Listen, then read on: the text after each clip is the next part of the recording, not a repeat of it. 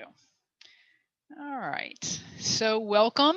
So today's presentation will be sugar and stress and everything is a mess, because I know the kind of work y'all do, and I know that you have to work for somebody that is demanding, and the whole job is demanding. So I know what stress is involved. I see what happens when Mark comes in. So, and when Susan comes in. So I know what everybody else has to deal with as well. So I know Mark had talked to me and Susan talked to me about you were doing like a wellness challenge. So I wanted to kind of give you a start for the new year. And I thought we'd talk a little bit about stress. So do you ever feel like you never have enough energy? Well, that's about everybody. And we kind of, I don't say we do it to ourselves, but when we talk about the creation of that stress mess, we're talking about your adrenal glands, and there's something called adrenal fatigue. And are you really experiencing any kind of adrenal fatigue? And what we can do to clean up the mess.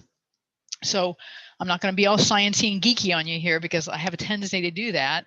But I think if you can understand what the adrenal gland is, it's a tiny gland that sits on top of your kidney. There's two of them. And it has two parts to it. It has a cortex and a medulla. It's an hormone producing gland. It's like the ovaries or the thyroid. And if you had your adrenal glands removed, you die shortly after. You'd be in critical medical care. So we have to have the adrenal glands. And basically what you really want to know about the adrenal glands, it's your fight or flight mechanism. It's if a lion comes in the room, you're either going to fight it or you're going to run away.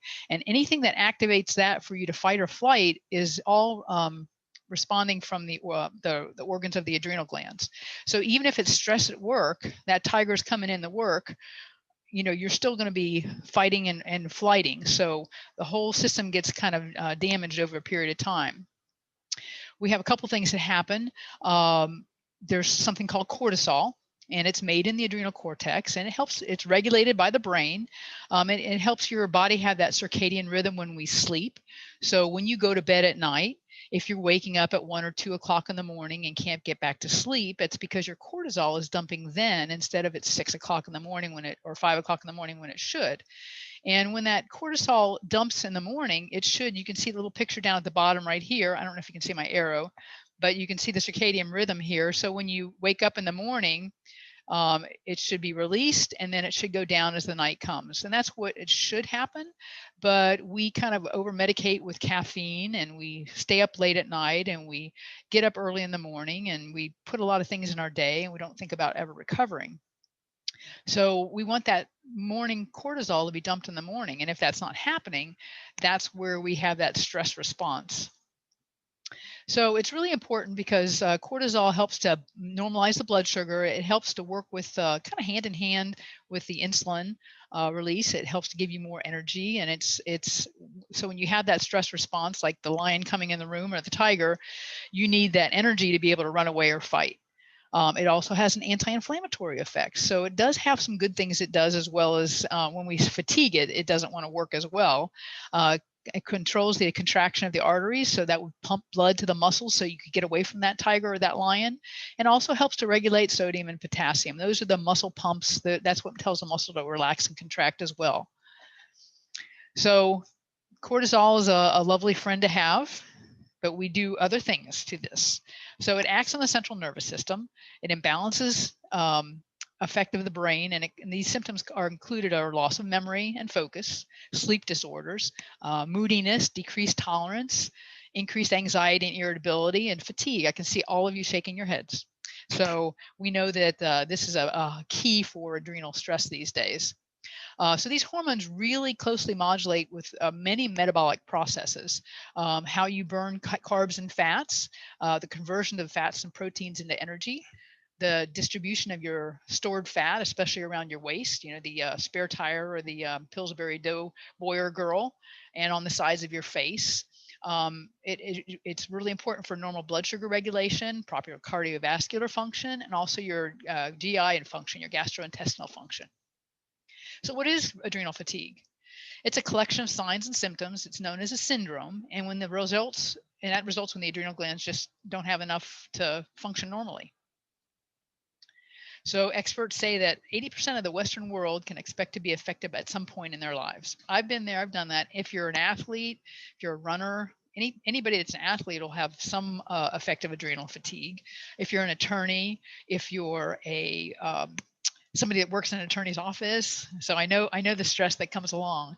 And in that stress, we have, I call the 7 dwarves of fatigue. They're itchy, bitchy, sweaty, sleepy, bloated, forgetful, and psycho. Also kind of the similar ones for the 7 dwarfs of menopause, but in this case, this really works kind of well with adrenal fatigue. And as I talk, you'll kind of be able to, little things will highlight in your head, oh yeah, that's me. So it's not a matter of if, it's a matter of when you're going to have an issue with adrenals. We've had this whole year of COVID, which, makes us stressful. Family and friends being sick or not being able to see family and friends. That's very stressful to us. We like a herd. So adrenal fatigue, and we call it adrenal fatigue.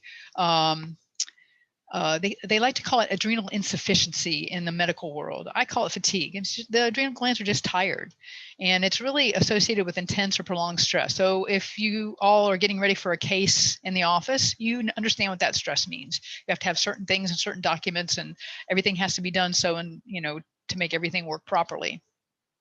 But it also can arise from, after you've been sick, any kind of chronic infection, any kind of respiratory infection, or just worrying about COVID. I mean, these are all reasons that the adrenal glands can be fatigued. And its paramount symptom is that fatigue is not relieved by sleep, but it's not a readily identifiable entity, meaning that you may think you slept well, but if you have to have that cup of coffee or 2 or 3 or 4 in the morning to get going, and then mid-afternoon you start to crash and you have to do it again, or you think, oh, I'll eat something sweet to kind of give me a little more energy, you probably are suffering from an adrenal fatigue issue. So you may look and act relatively normal with adrenal fatigue. You may not have any obvious signs or symptoms, yet you have a general sense of just unwellness. You're tired, kind of gray feelings.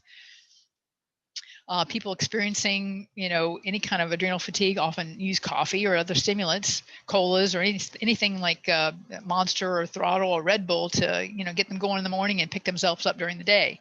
And if you feel like that's you and you can't do without your coffee, it's a pretty good sign that there's some adrenal issues. And the other key one for me is that you wake up in the morning 1 to 2 o'clock in the morning, and you feel like you're wide awake and can't get back to sleep. And that's pretty common for adrenal fatigue. The other one is a real interesting one is if you bend down to pick something up and you stand up and you get kind of lightheaded or dizzy, another sign of adrenal fatigue. So what causes it? Burning the candle at both ends. We put a lot of stress on ourselves. We want to be the best and we work hard to be the best. That's stressful. So when your body has that, a response for every kind of stress, whether it's physical or emotional or psychological. I mean, you can think about something that's stressful and that puts your body into stress. Think about if you can't see your family for the holidays, or, you've got bills to pay and not enough money to pay them. Those are all things that can then cause that. Emotional crisis, if you have a death of a loved one, physical crisis, a major surgery, or any type of severe repeated, stress in your life can cause that. So if your response is inadequate, then you're likely to experience some type of adrenal fatigue. So could you be experiencing adrenal fatigue? Well, let's just look and see. So if you may be experiencing adrenal fatigue if you regularly notice one or more of the following. You feel tired for no reason. You have trouble getting up in the morning, even when you go to bed at a reasonable hour. You're feeling run down or overwhelmed. You have difficulty bouncing back from stress or illness. You crave salty and sweet snacks, Dominique. You feel more awake, alert, and energetic after 6 p.m. than you do all day. So that's just telling you that your cortisol is not dumping in the morning. It's not in the not coming out in the right time of the day. So we do a couple different things to evaluate adrenals. We have a special test called a ASI test, an adrenal stress index test. It's a saliva test, and we use 4 saliva samples, once when you wake up, 1 in the mid-morning, 1 late afternoon before you go to sleep, and that gets sent in. It evaluates your function, your rhythm. It evaluates stress and your stress response, detects any glycemic dysregulation, something your insulin's not dumping properly, and detects little subtle problems earlier, so we know. So it's a really good test. So if you feel like you need that, if I have somebody that's really in that adrenal fatigue, I will do this test diagnostically initially and then retest in a year. after we do a protocol to support that particular patient. We also can do a hair analysis. I don't do a lot of the hair analysis because it does take quite a bit of hair. They take it's a pretty big chunk out of the back of your head, and it's not very comfortable. The ASI test is so easy because you spit into a tube, put it in the refrigerator, and when you have all 4 completed, the next day you drop it in the mail. But the test is really accurate. And same thing with the hair analysis. There's a simple test you all can do at home, or you can do in the office. It's called iris contraction. So you have to have a chair, small flashlight, mirror. You can do it yourself in a dark room. In a darkened room, sit in a chair in front of the mirror, hold the flashlight at the side of your head and shine it across one eye, not into the eye. Watch what happens in the mirror. You should see your pupil contract immediately after the light hits the eye. The pupil will normally stay contracted, but if you have adrenal fatigue, the pupil won't be able to hold that contraction and it'll dilate again. This dilation will take place within 2 minutes and will last 30 to 45 seconds before it contracts again. That's a real easy way for you to test. You can retest monthly. And if you're not doing anything to fix or to support those adrenals, then you're not going to have any, it's not going to get any better. Ragland's test. This is another test I use in the office. Real simple test. There's a lot of it. Like the ASI test is about $150 test. I can tell you that most everybody that I talk to has some type of adrenal fatigue. But the Ragland's test is a really easy test I can do in the office. We measure a blood pressure drop when you stand up from lying down, and that's what I was saying is if you drop something on the floor and you bend down to pick it up and you stand up and you feel super lightheaded, that's usually an indication that it's of a Ragland sign. So, it's an easy test we do in the office, and it's a very accurate test. But mostly I can look at somebody in the eyes and tell whether they're adrenally fatigued or not. So what do? How do we clean up this stress mess? So it's a 2-step treatment plan, or adrenal exhaustion and chronic, because you have to address adrenal exhaustion and chronic fatigue. So number 1, remove stress. I don't know how you're going to do that at work, but you all can work together. I'll give you some things to do.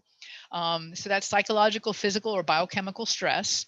What the original source of stress is, it stimulates the production of the cortisol by the adrenal glands, and that caused over time causes the adrenal exhaustion and low cortisol, which contributes to the original source of stress. So we have to nourish the adrenal glands, and I use a protomorphogen to support the adrenal glands as well as food. Sorry.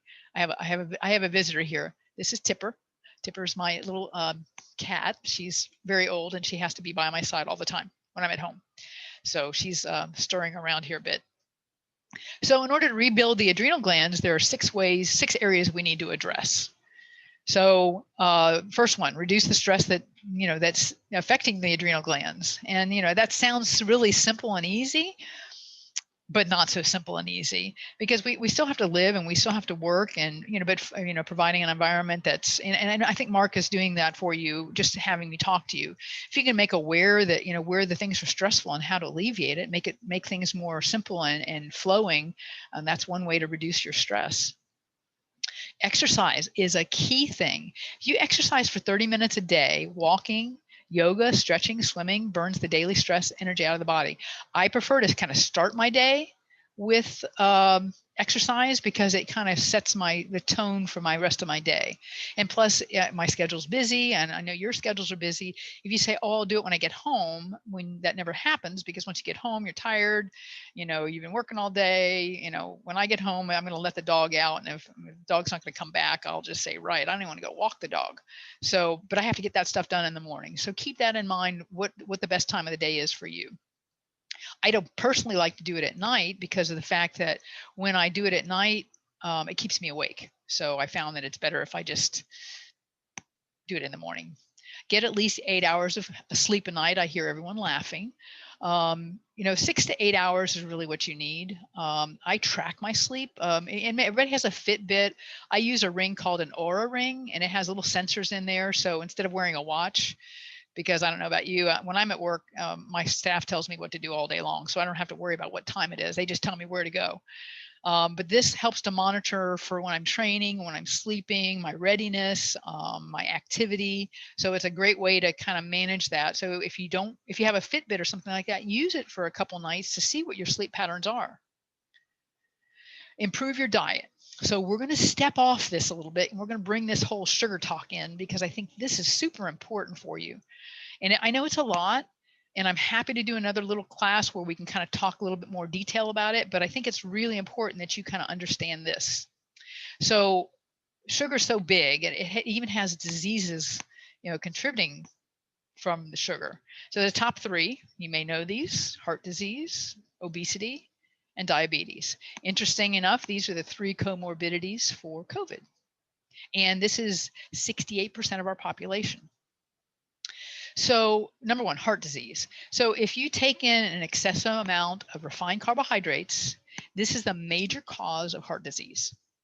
And it's in the fight for better health. Americans view cholesterol as public enemy number one. Medical doctors tell us to stay away from food high in saturated fat like butter, eggs, meat, and because it's responsible for heart disease. But what if that's wrong? So cholesterol is not the perpetrator. It's just found at the scene of the crime. So for heart disease, it's not really the cholesterol that we eat. It's actually the sugar that we eat. Not saying that these foods are not.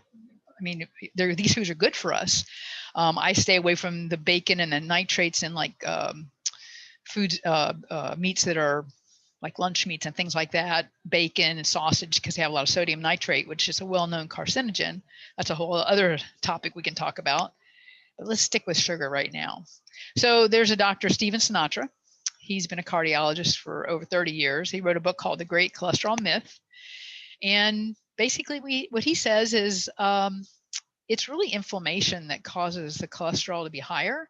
And it's caused by a number of things. Eating too much sugar is at the top of the list. And sugar damages your arteries, it increases your blood pressure, and it ages your organs. So that's one reason right there we want to kind of watch the sugar habit. So in place of the sugar, this is kind of what he suggests. This is what we do at home. So I'm not saying you can't have your coffee, but you could use organic whipping cream in your coffee. That's what I do. Replace it with vegetables and fats. Also, highly recommending eating unsaturated fats such as nuts, avocados, fish, and olive oil, extra virgin olive oil. So that's not a bad thing to do. And basically getting us back to the, eating what we were supposed to eat in the beginning, whole foods. Anything in a package, when you shop, you should be going down the outer aisles of the store, not up and down the aisles. So number two, obesity. This problem is due to the increase in sugar consumption.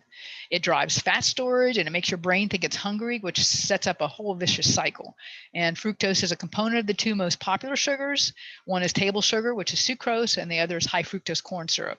High fructose corn syrup has become ubiquitous, my favorite word, in soft drinks and many other processed foods. And if you look at this map here, this was from 2018. I don't have a new one from 2019, but in the very beginning, when I teach another class, I teach it from like in the 1980s, where the map was like all white and blue, and it just gets worse. So you can see that the darkest states are 35%. These are people that are 35%, they're overweight or over their BMI, which are considered over 30 BMI, which is considered obese. And that is, so if your BMI, if you don't know it, you can calculate it quickly. You can look up for a BMI calculator on your computer. In the office, when I have a patient come in, we do a whole workup and we measure their body fat and their BMI and their weight. So we have a starting point. But I mean, that's a pretty, scary look there when you see that 35% and higher of obesity are in these areas here. So this is Lake County. This was 2019. So we do this. I should have put Orange County up. I apologize. I thought I had Orange County in here, but I don't. So here, if you look down in the yellow, so only in Lake County, and this is pretty consistent throughout the state. So Lake County, Orange County, Seminole County are very similar. Adults who are a healthy weight are at 30%. Underweight are 1.3%. Overweight or obese, 67.9%. That's your 68% of the population right there. 38, half of that, 38% is overweight, and the other 29% are obese. And then when we look at our kids, it's coming up, the 15% of the kids are either overweight and 13% are obese. And they're getting that from where?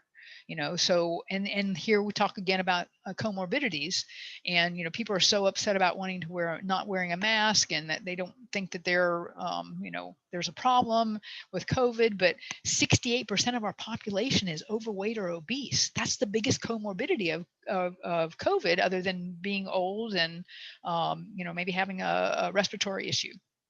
So keep that in mind. And if you look at the picture to the right, you can see what fat looks like on you, what normal fat is on the right-hand side, and what fat, all fat's doing it's a blanket. And in Florida, we don't need those blankets. Now, I understand if you live in Alaska, maybe you need those blankets, not here. And number 3, diabetes. So there are 3 types. Type 1, you're born with. Type 2, you usually cause 99.9999% of the time, and gestational. And only women that are pregnant, getting ready to have a baby, will have that. So type 1, that's just the way you're born. It has to be managed with insulin. Type 2, it's because you become insulin resistant. You caused it, but you can fix it. So that's a whole nother class, but you need to know these things. So there was a study in the National Academy of Science, and it indicated that added sugar and high fructose corn syrup are the biggest contributors to the development of obesity and diabetes. So here's how it works. So calorie for calorie, sugar causes insulin resistance in the liver more than any other food. The pancreas has to release more insulin to satisfy the liver's needs. Then that high insulin level in turn interferes with the brain's receipt of signals from a hormone called leptin, which is secreted by the fat cells. And then that signals from the leptin help send a message to tell the appetite has been satisfied. Well, when we eat too much sugar, then that whole system is disrupted. So we have carbohydrates that we're talking about when we talk about sugar. So when you see carbohydrate, you think sugar. So we have healthy carbs. And those are foods that are nutrition rich and fiber dense. And those are your foods that are vegetables, fruits, whole grains, your beans, your legumes, your sweet potatoes and yams. They take longer for the body to process. They stabilize the blood sugar, and they're good sources of fiber. And they contain a whole wealth of phytonutrients, minerals, and vitamins. Your unhealthy carbohydrates, or your simple carbohydrates, they break down into sugar fast. That'd be like orange juice, candy, pasta, bread. They have little to no fiber. They're found in highly processed foods like cookies, candies, white flour, pasta, chips, and in large amounts are associated with the obesity and chronic disease outcomes.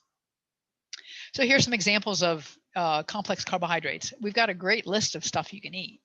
So, there is, to me, when I look at this picture here, that just really looks good to me. And then when we talk about simple carbohydrates, we're talking about table sugar, corn syrup, fruit juice, candy, cake, bread made with flour, pasta made with white flour, soda pop such as Coke, Pepsi, Mountain Dew, candy, all baked goods with white flour, and most packaged cereals. And what do we give the kids in the morning before they go to school? A bowl of cereal. A bowl of sugar is what we're giving them. And the teachers can't handle them for the day. And if you've had to homeschool your kids, you know the difference of them having sugar and not having sugar. So when we talk about weight and balancing that, when we're talking about the whole sugar thing, because weight is always an issue. My weight management, issues with patients are pretty high. And, when we look at weight management, when we talk about balancing calories in and calories out, so if you're eating enough calories and you're exercising enough, you should maintain your weight. If you want to lose weight, you decrease your number of calories in and you increase your number of calories out. And if you want to gain weight, you put more calories in and stop moving around. That'll put the weight right on quickly. So when we look at the stomach, so you can see here what bulk looks like in the stomach. So 400 calories of oil, you can see how it doesn't take up much space. 400 calories of chicken. But if you look at 400 calories of spinach, eggplant, and beans, it fills up the whole stomach. And that's what gives us that satiation and the feeling of fullness. So if you have a head of broccoli is 50 calories and a third of a Christmas cookie is 44 calories, you're going to get a whole lot of bang for your buck with the broccoli than you are the Christmas cookie. Now, during the Christmas, or the holiday season, like Thanksgiving, any of that coming in, my rule of thumb is I will eat it if it's homemade, because I know they're going to use real sugar and real butter. And I won't eat anything out of a package. But it's only, your foods are only coming, a little bit that those different foods that time of the year. And we celebrate with food and drink, so I don't like people not eat anything. But if you select the right foods and you are satiated before you go to a party, you're not hungry when you go to a party, you can make better choices. So here's your calculation. If you walk a mile or run a mile, you burn approximately 100 calories. All right, get your math hats on, get your calculators out. So if you walk 2 miles and then go to Starbucks and have a grande caramel macchiato, you've out-eaten or drank your exercise. Because if you walk 2 miles, that's 200 calories. This caramel macchiato, a grande, is 250 calories. And just look at the sugar here, 35 grams of sugar. You think it's just a coffee. Well, I beg to differ. For that 150 milligrams of caffeine, you can do a cup of tea, a nice green tea, which would be much better for you. So if you eat just 100 calories more than you need per day for 1 year, that's a 10-pound weight gain. So you can see over to the side the difference between carrots and chips. That's the same amount for 100 calories for grapes versus a honey bun, apple versus a candy bar, melon versus a muffin, celery versus pretzels. So you can see the foods on the left are high fiber and high density foods and high nutrient phytonutrients that are going to fill you. So just because it's this holiday season, here's what I want you to see: 100 calories of what Christmas cheer looks like. Now, I didn't do alcohol. I really should have done that, but I didn't think you all were drinkers, so I figured I was safe not to have to do that. So if you want to have 100 calories for your Christmas cheer, that's 1 snickerdoodle cookie, 2 mini gingerbread cookies or 2 candy canes, 20 grams of roasted almonds, 1 sugar cookie, or 1 mini chocolate Santa. That means each one of those is 100 calories. That doesn't mean the whole 6 of those equal 100 calories. So let's be clear on that. So I pulled this up just so you can see some healthy desserts here. And what I want you to pay attention to, it's not so much the calories. I don't really worry about calories in my diet. I do kind of a keto style, which I would love to be able to talk to you about because I think you would really benefit from that. You can talk to Susan about that. She's made some really great changes in her physique and diet over the years. But look in this one category here where it says grams of sugar. So if we look at, let's see, peppermint kisses. If you have 9 of those, that's 22 grams of sugar. So you can see how the grams of sugar kind of put in here. So let's talk about that a little bit. So we could talk about macros. You hear that term around the world a lot. So 1 gram of carbohydrate equals 4 calories. 1 gram of protein equals 4 calories, and 1 gram of fat equals 9 calories. So what does that mean? So if we would take nutrition facts of this milk chocolate Santa here, 40 calories, 1 serving. So it's serving size 1 egg. Oh, they're calling this an egg. 10 servings per container. So it has 2.5 grams of fat. It says it has 0 grams of trans fat. That's a whole nother class as well, but you can see there's 1.5 grams. So somebody's not telling us something here because that doesn't quite add up to those numbers. So they're kind of hiding it here, and that's another story. But here's your grams of carbohydrates. So it's 4 grams of carbohydrates. So if you multiply 4 times 4, that's 16. Your grams of fat, I just rounded up to 10, so that's 20. So that gives you almost, and then your no protein, so that adds up to your 40 calories. And that's how we calculate calories for you. And you can tell the carbohydrate there's no fiber in it, and it's all sugar, which includes 3 grams of added sugars. And then if we look at the little Santa elves, kind of the same thing, a little bit more carbohydrate, same amount of fat, and this trans fat, there's the secret there. And when you look at the ingredients, we're talking milk chocolate, we're talking sugar, we're talking cocoa butter, we're talking soy lecithin. These are all trans fats, which it says there's 0 in here, but they've got them right here on the label. So I'll just tell you quickly that the government, the FDA, says you can have up to 0.5 grams of trans fat in the food and still consider it 0. So that drives me crazy. The FDA. That's another, I've got lots of stories. So getting back into the adrenals, so that you can see how important the sugar is, because if you're not eating well, that's a stressor to your body. If you're eating bad foods that are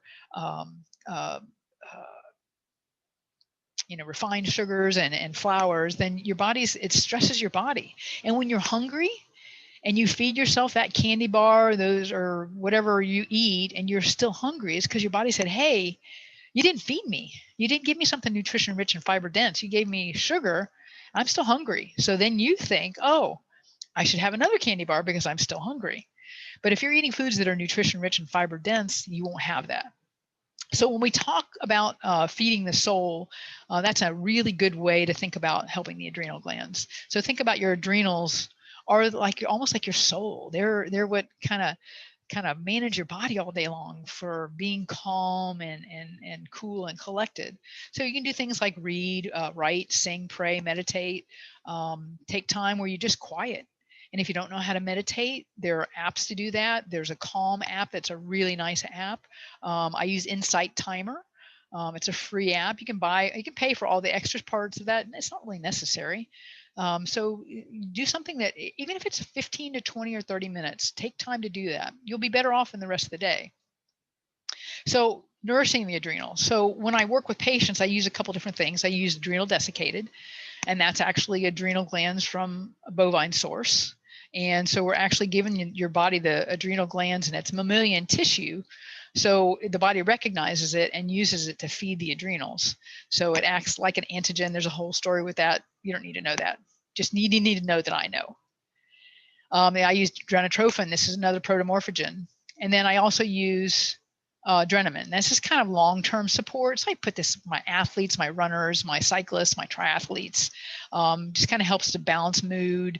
I'm sure you're going to have this, in the office now. You'll be crushing it up and blowing it on people's desks so they can actually just breathe it and calm them. So here's your next steps. So you want to learn to stock only nutritious, rich, and fiber-dense foods in your refrigerator and cabinets and pantry. Make a shopping list that includes these good foods and stick to your list when you go grocery shopping. Incorporate 30 to 60 minutes of exercise into your daily routine. That means every day. If you're sitting at your desk, now I have a stand-up desk, so I stand the whole time at home when I'm working and when I'm teaching. I think better on my feet. I feel like when I'm sitting, it's like the new smoking. It just crushes my whole organs and it just doesn't feel good. But doing exercise, so if you work and you're working for 6 to 8 hours at your office, I know it's probably more than that. You're sitting more than you're doing anything. So 30 to 60 minutes of exercise is not a lot. You have to do both. You have to do cardiovascular and you have to do weight training. I say weight training is like paying your mortgage, and your cardiovascular is like paying your credit card. So you pay your credit card off every month, or we're supposed to. You pay it off. You have to keep paying it off because you charge on it. You have to keep paying it off. But your strength training is like your mortgage. Once you pay your mortgage off, you just pay for you just maintain. So, but you have to do both. And then feeding your soul, whatever that means to you, whether, my people that are super spiritual or super religious, to me, I think that my body is a borrowed temple and I want to return it in good repair. So if you're treating your temple badly and putting crappy food in it and not exercising it, I mean, it's a gift that we're given. So we can't really trade it in on a new model like we can our car. So you want to add to, I like just a fundamental for everybody is Catalin, which is a multi, trace mineral with B12, and tuna, some kind of fish oil. Those are the basic things that everybody needs to do. And then we have, Standard Process is who I use because they're all organic and whole food based. So you can't do anything wrong because you're just eating food. But they have a whole pack of just adrenal health. So for my patients that don't want to have to, put out pills for their thing, they could just grab one of those and manage it for the day. So that's kind of your plan of action. Now, these are my picks for your best next steps. Exercise 30 minutes every day. Do more yoga because yoga is very calming for the system. Eat more like a caveman. They didn't go to 7-Eleven and buy the ho-ho and ding-dongs and all that stuff. So eat foods that are whole food based. Support your adrenals. And then another option you have now, Susan can talk to you about this. She's done the 10-day before, and we've talked about trying to get your group together. I do these classes every year. The January, we do a 21-day purification program. It's kind of a liver detox. Really good time to do it after the holidays because I know what everybody does during the holidays. So I've taught this class for 15 years now. We normally do it in person, but this year we're doing everything Zoom. We do 4 classes with that. We meet once a week, and I take you through the steps. It's a protocol. It's a kit you get. Kit's $199, gives you everything you need in it, but it has all the supplementation. And then classes I give you for free. So if you just want to join a class and listen, you're welcome to do that. You can call my office, and you can find the number. I know Dominique has it. So these are some options we do. And so then in April, July, and October, I do 10-day classes. And that's kind of to get everybody back on the bandwagon that may have fallen off during the holiday, after the holidays. So these are really good way. I do the January, the 21-day purification twice a year, January. My birthday's in October, on October 22nd. So I started on the 1st of October and finished on the 21st. So I enter into my new year feeling fabulous every year. So that's how I kind of support myself. And I'm a big one on practicing what I preach. So everything I tell you to do is what I do. You can come to my house. I show pictures of my cabinets, and I think that's important for, my people that I work with to know that I'm not asking you to do anything I personally wouldn't do myself. So I will, if you have questions, I will be happy to take questions. Let me know what you need. Dominique? That was really, really informative. Thank you so much. I want to open it to questions, or if Mark or Susan wants to share their experience so that we all have a better idea of it. I personally am interested. Does the detox, the January detox, other than that kit, are there, apart from the fiber-rich foods, is there a specific diet we have to follow? Yeah, I set everything up for the food process, what you eat. For the first 10 days, we don't do animal protein. You can have eggs and fish the first 10 days, but any kind of red meat, and if it's going to be grass fed, that's great. If it's wild caught, that's great. But it's a little harder for the body to process animal protein when we're detoxing. So I give everybody a little bit of a break for the first 10 days. Doesn't mean you can't have it, but we kind of individualize that as it's needed. We cut a lot of the carbohydrates out. No bread, no pasta, no rice. You can have some quinoa. Watch our fruits. We stay with the fruits that are lower in the glycemic index, like your berries, because a banana and an apple and those things are kind of high in sugar. So, a head of broccoli has like 6 grams of carbohydrates, and apple has 20 grams of carbohydrates. So, that would be a whole conversation to have, but I guide everybody through it. Like I said, I teach doctors how to take their patients through it. So I've kind of got a nice little program we do. We talk about sugar, we talk about fat, we go a little more in depth into the sugar and fats and things like that. And then why we need to detox, what we're exposed to in a day. Just putting our feet on the ground and brushing your teeth, and what hair products we put on and what hairspray we use. And we drive in a car to our office. We have new carpet, all those things, are affected when we talk about detoxing. So I let everybody know what happens to the endocrine system and why we need to do it. Okay, thank you so much. I can't see everybody, so I don't know what's going on there. Unmute yourselves if you want to speak, please. So I have a question. Can you hear me? Yes. Yes.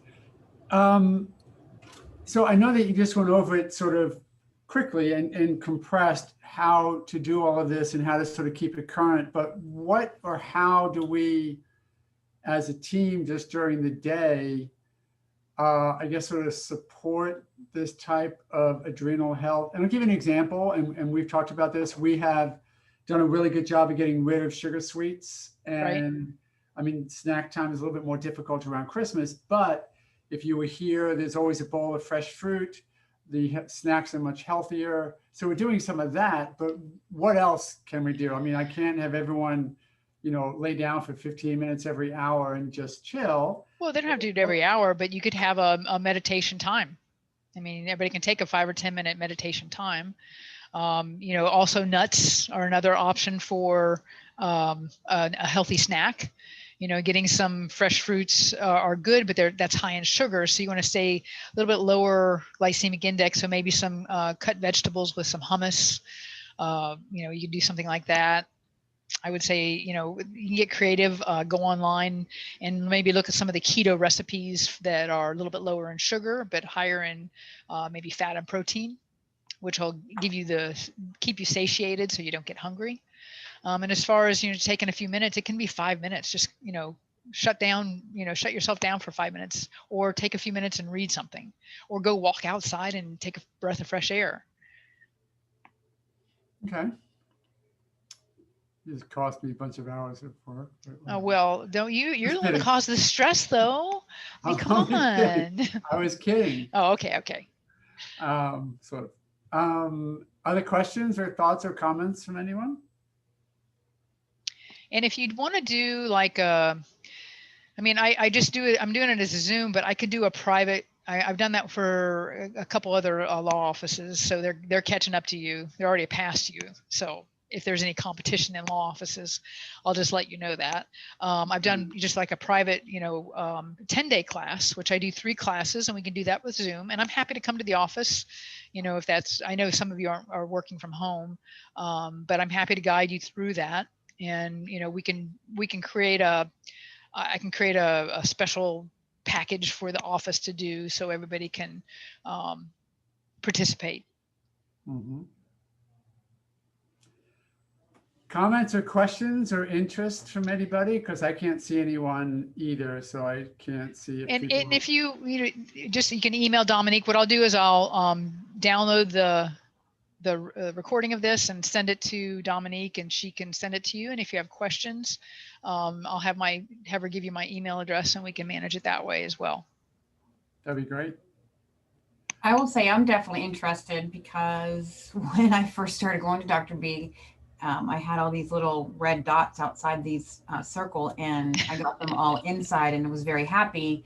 And I think they're all coming back outside again. And you can tell because you feel better when the dots are inside the circle. So I'm definitely interested. And I do know that she has an amazing machine in her office in Eustis, which I plan on going to this month. So yeah, we have a machine in the office called, it's called the InBody. We call it the Truth Slayer.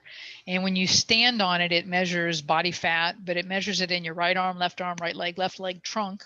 So it tells us where the fat is and what your muscle is too. So I use that because I can then see, like, if we're making some dietary changes and adding some exercise in, I can show you where you're losing the weight, and maybe your weight doesn't change on the scale, but I can show that you gained muscle and lost body fat. So it's a really helpful tool for my patients to be able to see that.